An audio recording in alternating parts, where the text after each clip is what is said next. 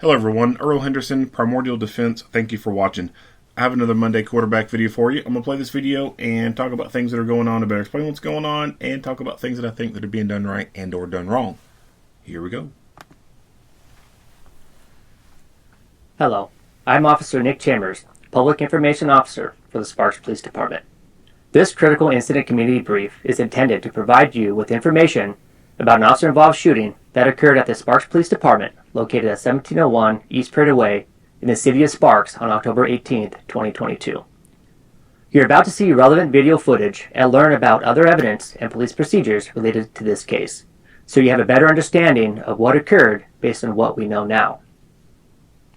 The Regional Officer-Involved Shooting Protocol conducts a thorough investigation alongside the Sparks Police Department, who conducts a use-of-force investigation internally, which typically requires investigators to interview multiple witnesses, view numerous hours of video footage, and analyze a significant amount of forensic evidence. Once completed, the investigation in its entirety will be submitted to the Washoe County District Attorney's Office for review. A word of caution: the images and information you're about to see may be disturbing. When a police officer uses force to arrest a suspect and to defend against an attack, it can be graphic and difficult to watch. In addition, there may be strong language used by those shown in the video. Viewer discretion is advised, especially for young children and sensitive viewers. Body-worn video cameras are worn by officers assigned to patrol duties. Body-worn cameras are worn at chest level and capture a general perspective within line of sight from that angle. The angle of the camera limits the viewer from seeing everything the officer saw and experienced. Upon activation, both audio and video will turn on. However, body-worn cameras have a buffer of video without audio beginning 30 seconds prior to activation. This feature is designed to capture incidents that occur suddenly where an officer does not have the time to immediately activate the camera. I'm Deputy Chief Clint Bellamy. I'm going to give you a brief overview of a critical incident that resulted in an officer-involved shooting in the city of Sparks. On October 18, 2022 at approximately 2:30 a.m., a suspect entered the property of the Sparks Police Department located at 1701 East Prater Way.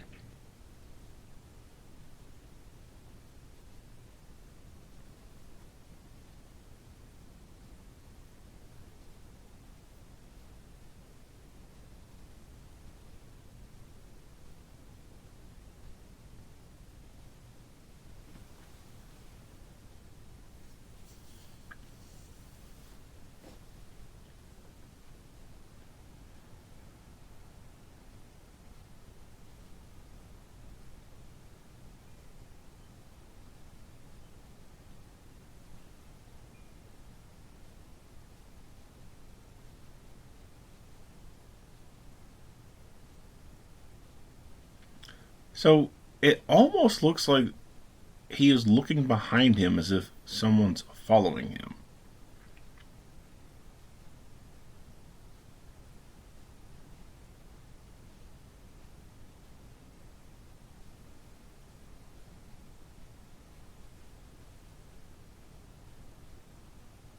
This is definitely odd behavior. And you see him, he's hunching over again, he's scanning.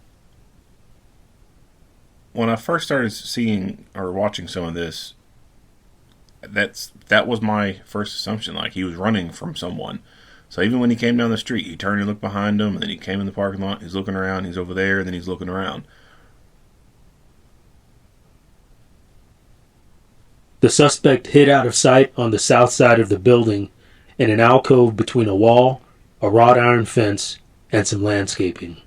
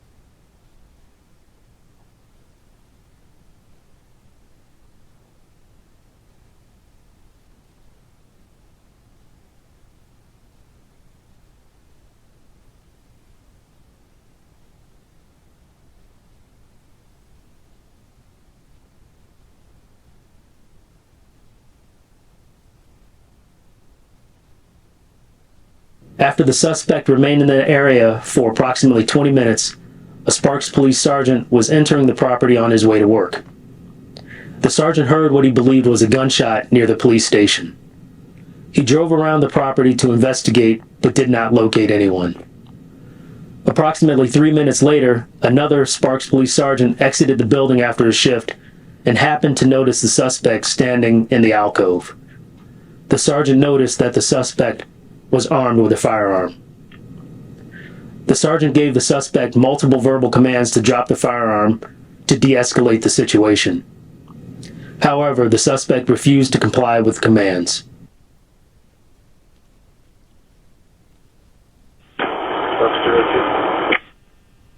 Yeah, dude.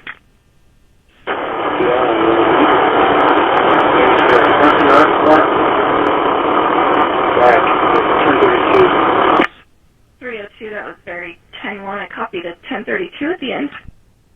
I have one at gunpoint in our front lot, on our back lot. Here's a 1032 on his hand. Start calling units. 3021 at gunpoint, front lot, SPD.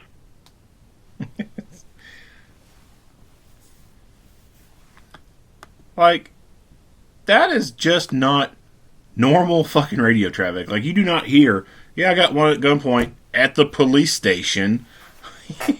All units respond to the police station. Guy with a gun. Like, that's not normal. Like, you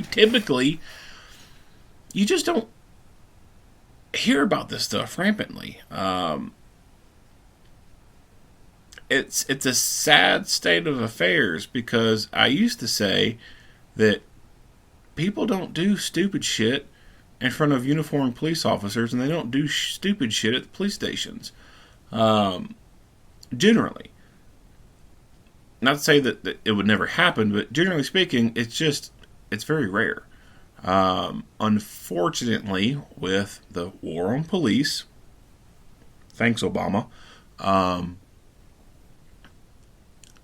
it's something that is not very peculiar, or is on its way to not being very peculiar.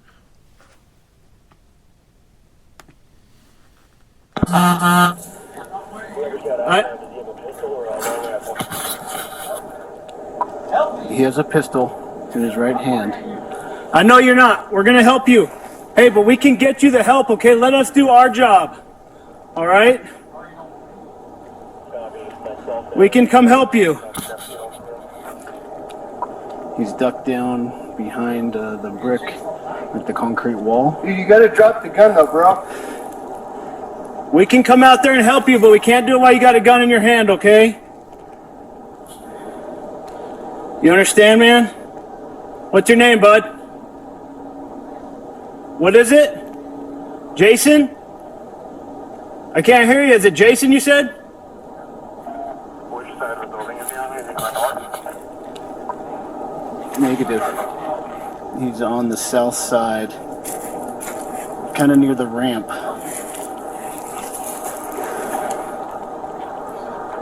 And we're within the fence or outside? He's not in the secured portion, so he can be reached to the front. But don't go that way because he's got the 32 Yeah, the police are pointed coming. west. Hey, we are Sparks Police, okay? We can help you, but you got to drop that in your hands, okay? Let us do our jobs. You understand, bud? I'd love to help you out. We absolutely want to help you, okay? Yep, you got to drop it. Go ahead and drop it, okay? I know. We can help you, okay? Why don't you throw that out in front of you and I can get some officers to you to help you. But, man, we can't help you with that gun in your hand. You understand me? Jason, we want to help you. Is it Jason, right? Jason, go ahead and just drop it and we'll get you some help. I can get some guys to you real quick, okay? Can you do that for me, Jason? What'd you say? I know you wouldn't, man. I appreciate it. Why don't you do me a favor, man? Just toss that gun a little bit away from you so we can safely approach and get you the help you need. Can you do that for me? Jason, my name's... Hey, man, we can talk, okay? No, there's nobody out there except my guys are out there, and we can help you. Get you the help that you need.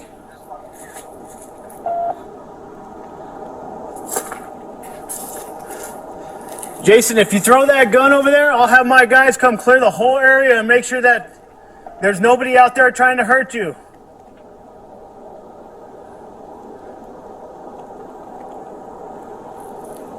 Jason, can you do that for me so we can help you, bud? Sergeant and I have contact with them. We're trying negotiations. I know you're scared, Jason. I know you're scared. Hey, man, we can help you. Okay? Just toss that gun out in front of you. Toss that gun out in front of you, okay? And we'll help you out. But we can't approach you with you have that in your hand. Do you understand, man? I know. I'll tell him. I'm telling him right now, okay? I don't think you are. We'll get you the help that you need, okay? We got all kinds of resources we can offer you and get you the help that you need. You got to toss that gun out in front of you, though, okay?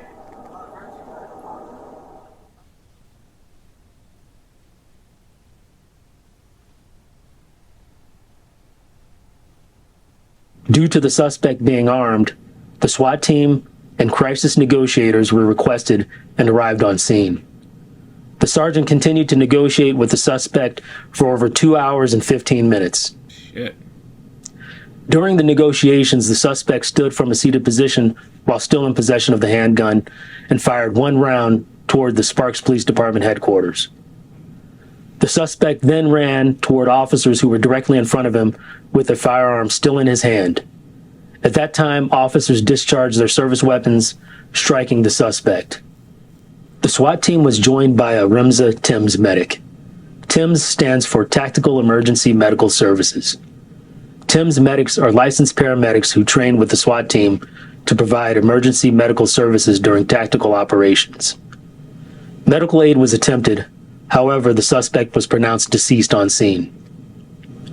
Due to the rapidly evolving situation occurring at the Sparks Police Station, some of the officers involved did not don their body-worn cameras prior to this critical incident. However, other involved officers on scene were wearing body-worn cameras. The following body-worn camera footage is from this incident.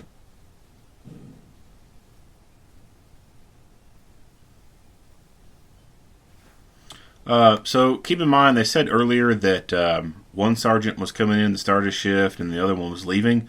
So it sounds like this might be around shift change time, and there could be some people who arrived here for work, and all the body cameras are kept inside, and so they didn't have the opportunity to obviously go inside and get their body cameras. Or they could have already been inside, and they just hadn't got to the location where those things are kept. They could have been in the break room shooting the shit, and then, you know, their regular routine could be they do briefing and all that, and then they get their camera before they head out the door and start patrol. I don't know. But it sounds like it could be shift change, and so that could be a reason why a lot of them don't have body cameras. Some places, each individual officer gets their own body camera.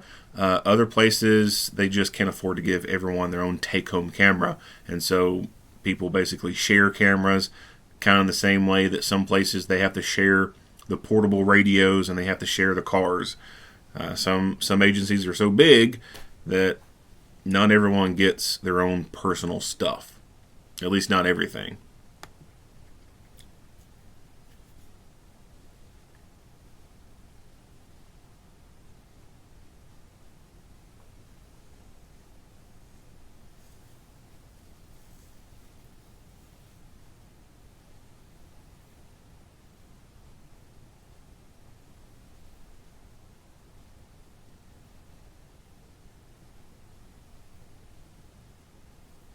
Alright, let's replay that again.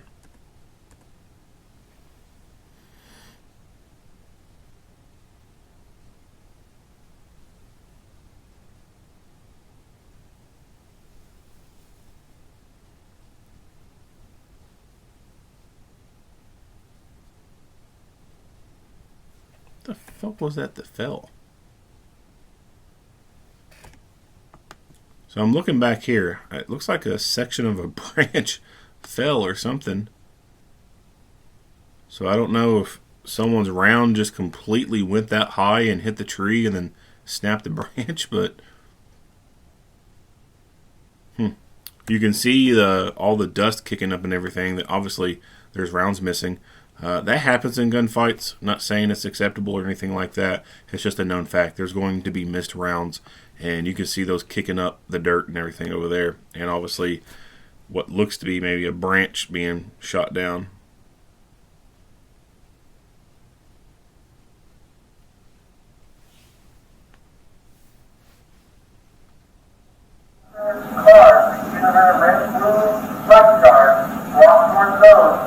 So that's nice. They've got a little carport thing. That's great to be able to protect the some of the equipment that's inside the vehicles, especially out there where the sun just bears down on things and it's hotter out that way. But realistically, anywhere should have these things for stations, for cars to be parked under. Again, it helps protect some of the equipment in there, like if you're leaving the laptop and stuff in there or other equipment. It helps to decrease the amount of temperatures, hot temperatures that would be rising inside that vehicle with the sun just bearing down on it. So this is more than just a creature comfort type of thing. This is actually a necessity for prolonging, preserving the life of certain equipment. You can see in the background there, they got the big SWAT truck. Probably didn't have to drive that very far.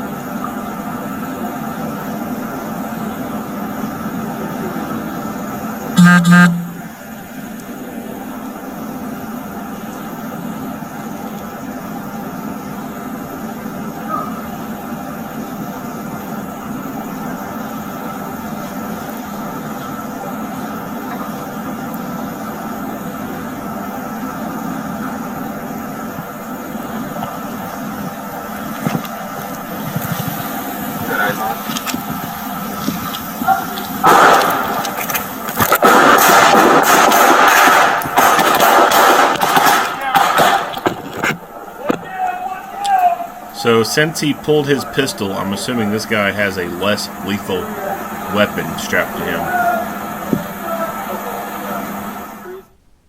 Let's see if we'll back that up and get a better look at it.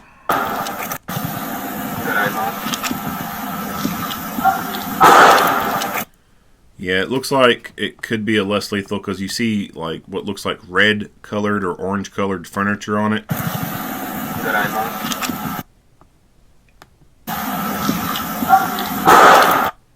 Yeah.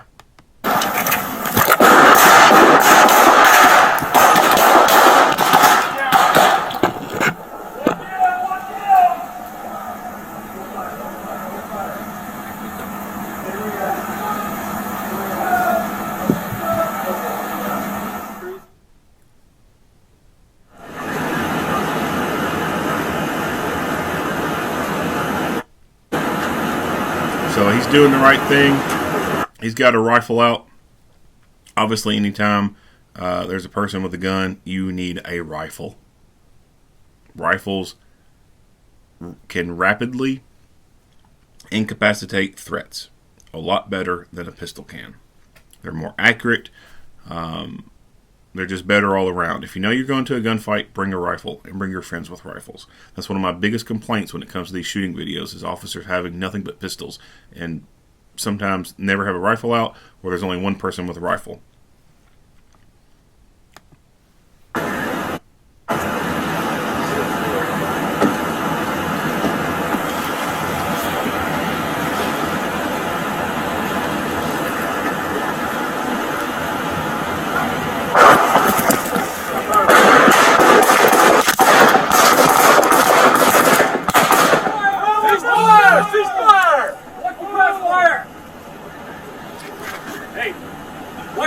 guys in the Bearcat? I'm good. I'm good. I'm Watch those not guys in the Bearcat. You good? On the other side, so watch out. Hey, check each other. Check You good? each other. Check each other. Are you good? All right, let me step back. Let me step back and check myself. Check your weapons. All right, I'm good. So that's a good thing to be doing. In these deadly force scenarios, you have so much adrenaline and endorphins pumping through your body. There have been people who did not know that they were shot when they got shot. And it's a good thing to check yourself after a fight. Once you fight, you assess. You see if you need to fight some more with that threat. And then, once you're confident that they're not fighting anymore or capable of fighting you, you scan, see if there's any other people who want some. Sometimes criminals do not work alone. They could have another one there with them. So you scan, look for other threats, top off on your weapon, drop that mag, put a new one in. That way, if there's another fight to start off, you're starting that second fight with a fresh magazine in your gun as opposed to a partially depleted one. Take cover, treat any injuries if you need, and talk to other people. Talk to teammates and or call 911. So treating injuries, even if you don't think that you've been shot, you don't feel anything, once you've topped that gun off, it's safe to do so. You're behind cover. Check yourself. Holster up if it's safe to do so, and fill yourself up. I mean, just run your hand all over your body. Run your hand. Take your right hand, run it up and down your left arm. Look at your left arm. If you ain't got sleeves on, just look at your arm. Look around it. Run your hand on the back side of that arm that you can't see. Your armpit and your side of your chest and belly. Pull your hand away. Look at it. Is there any blood there? Run your hand across the front of your chest and your abdomen and your pelvic area and your groin. Pull your hand. Look. Take your left hand. Do the same thing to your right hand. Check all those same areas. Pull it back. Look. See any blood? Take both hands. Run them down your left leg. Run them down your right leg. Pull them back. Do you see any blood? It's going to be hard to check your entire back, but you can run your hands behind your back and your buttocks area and pull them out and see if there's blood there. Simple, and then run your hands through your hair. Start with your forehead. Kind of like how you do when you're all hot and sweaty. Just swoosh all that back. Go to the back of the neck, around the front of the throat. Pull your hands back. See if you see any blood. Check yourself. If you got someone else there, do buddy check, like you're looking for ticks. Check each other out. Lots of people, like I said, they've been shot, and they did not know they were shot. You good? Check each other. Are you good? All right, let me step back and check myself. Check your weapons. All right, I'm good.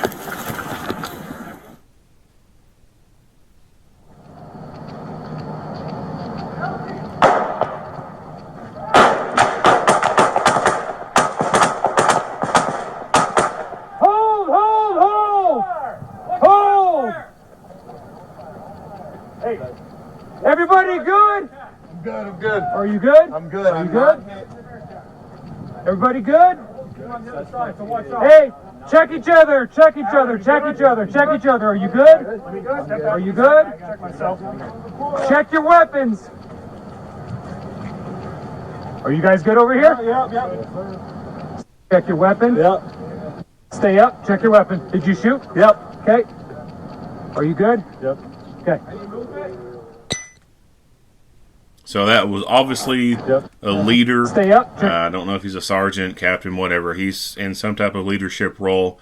He's doing the right thing, checking up on his people, reminding them, hey, when we're saying check your weapons, I'm sure he's probably referring to, hey, is your weapon still able to fight? Make sure it's dangered up and it's ready to keep fighting. Check yourself. Make sure you didn't get hit. That guy fired around. So he's being a good leader and checking up on those things. Your weapon. Did you shoot? Yep. Okay. Are you good? Yep. Okay.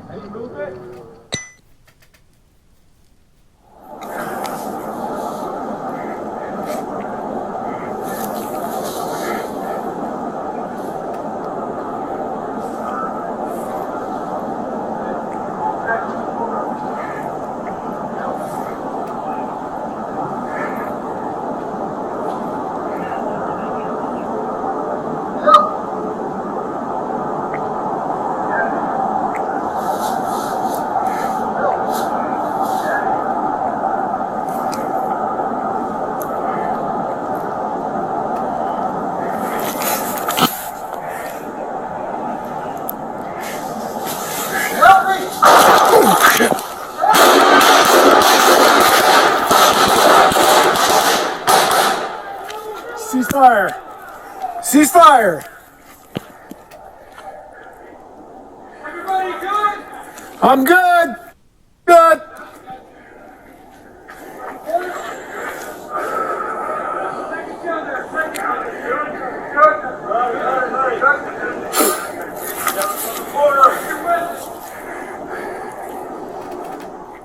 Nope. I'm not the biggest fan of these big ass hooks. I think there's a better way to be doing this. This is so large and clunky.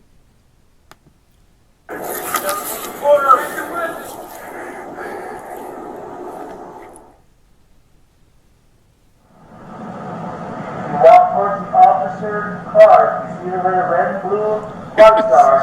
Walk towards those. Like, why they even show this footage? Like, all you're seeing is the damn hatch on the turret.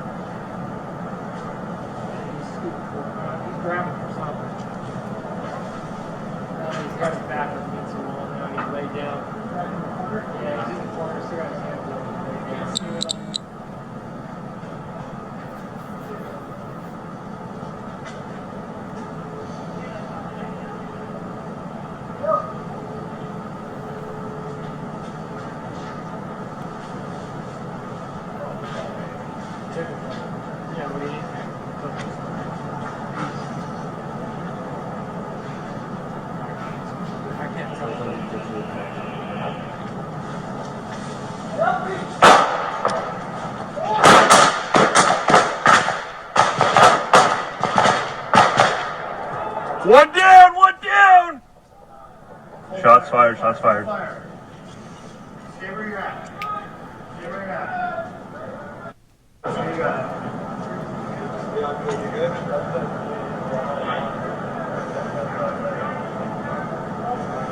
Where is he?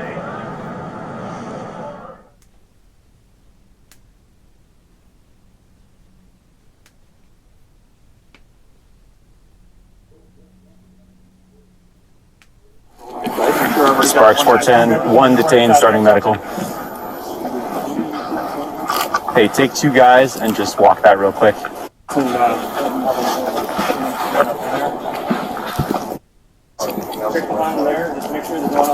Suspects detained, can you send 1 or 2 inside to make sure everyone's code 4 inside the building?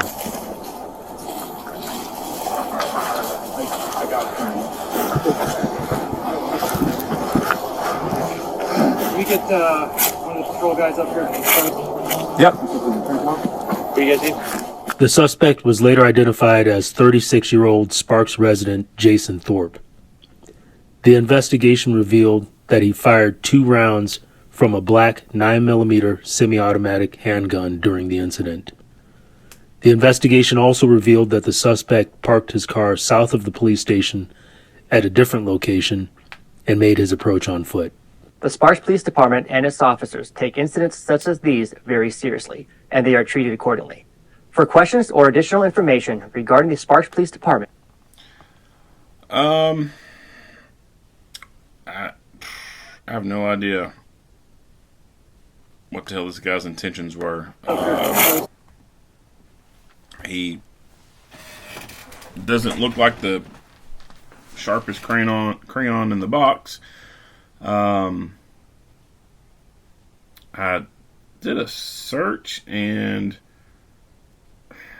there's not much on this guy. I mean, of course, other than the incident occurring, it does not appear to me as though any kind of motive has been thrown out there. Like, hey, this is what we think is going on. Well, this guy did this. You can see at the beginning of the video, as he's running to the station, you know, he's looking behind him, and then he gets to the front of the building, and it looks like he kind of squats down and is looking around. In a way that, you know, seems like he's looking to see who's following him or you know, if someone's around. I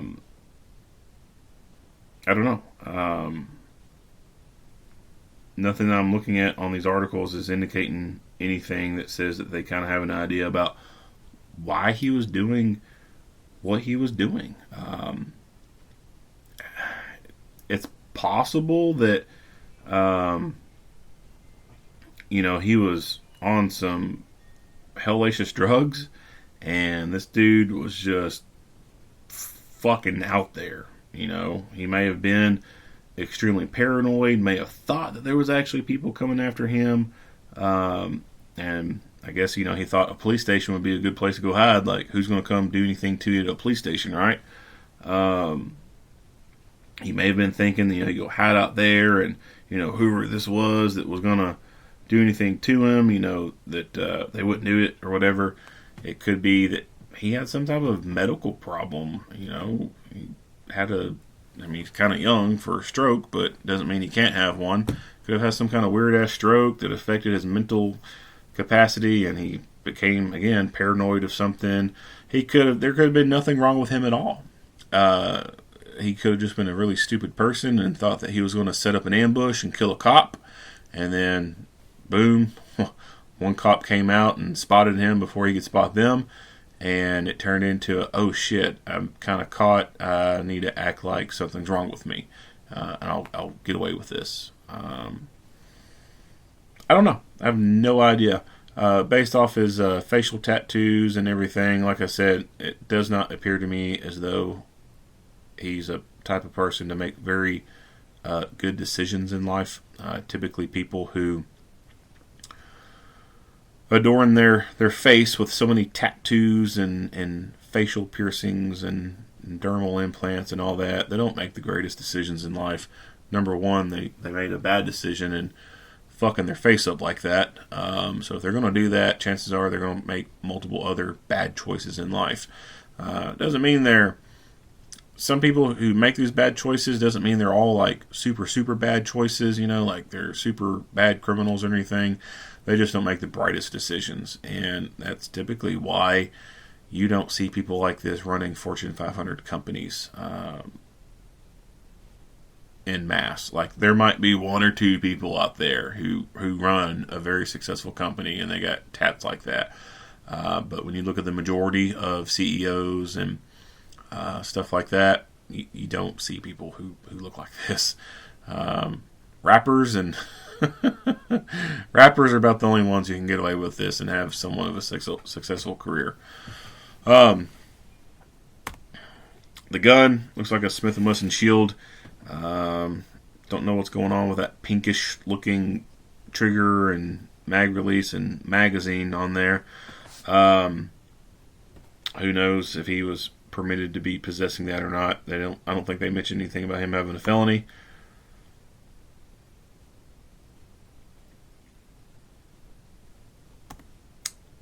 And then parking his car there. And the fact that he has a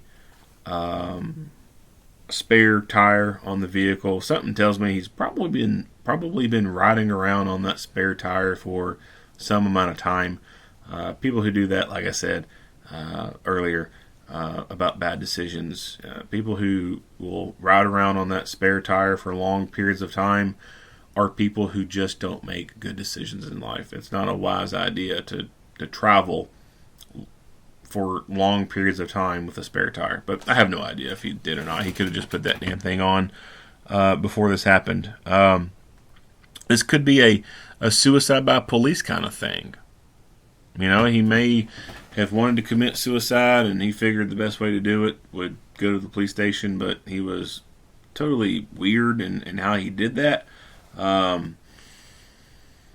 You would think if he was wanting to do it, go to the police station, he'd just pop a couple rounds through the front door and wait for the cavalry to get there, but he hid at first and was concealed for a very long time. So that doesn't really totally make sense that it could be a suicide by police kind of thing. So I have no idea. No good guess on what this dude's fucking intentions were. And sadly, there's nothing that they talk about or nothing in the news thing to indicate about what it could be. Like, big guess. I'm sure it might come out later, but at time of recording for me, being November 11, and this incident having occurred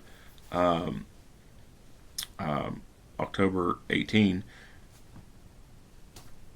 it's not out yet. It could come out later.